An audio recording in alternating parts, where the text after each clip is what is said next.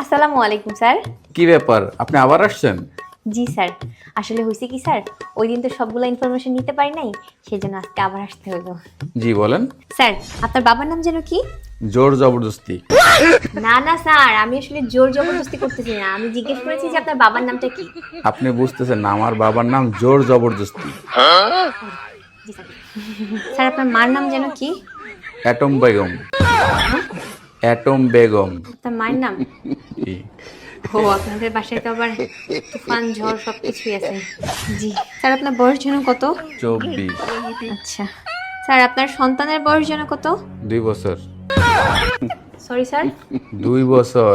Sir, আপনি বিয়ে করেছেন 1 বছর, সেদিন বলেছিলেন। আমার 2 সন্তান, 1 বছর 1 বছর করে 2 বছর। ও আচ্ছা আচ্ছা। খাটাস। আপনি একটু ভুল বলছেন, আমি শুধু খাড়াইশ না, আমি একটা মহা খাড়াইশ। আচ্ছা। জি স্যার, ধন্যবাদ আপনাকে আপনার মূল্যবান সময় দেওয়ার জন্য।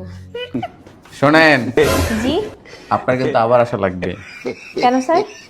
আপনি আমার ঠিকানা নেন নাই। ও হ্যাঁ হ্যাঁ হ্যাঁ, ঠিকানা ঠিকানা। জি স্যার। স্যার, আপনার গ্রামের নাম যেন কি? ধোলাইপুর। ধোলাইপুর। জি স্যার। স্যার, আপনাদের পোস্ট অফিস? রামধোলাইপুর।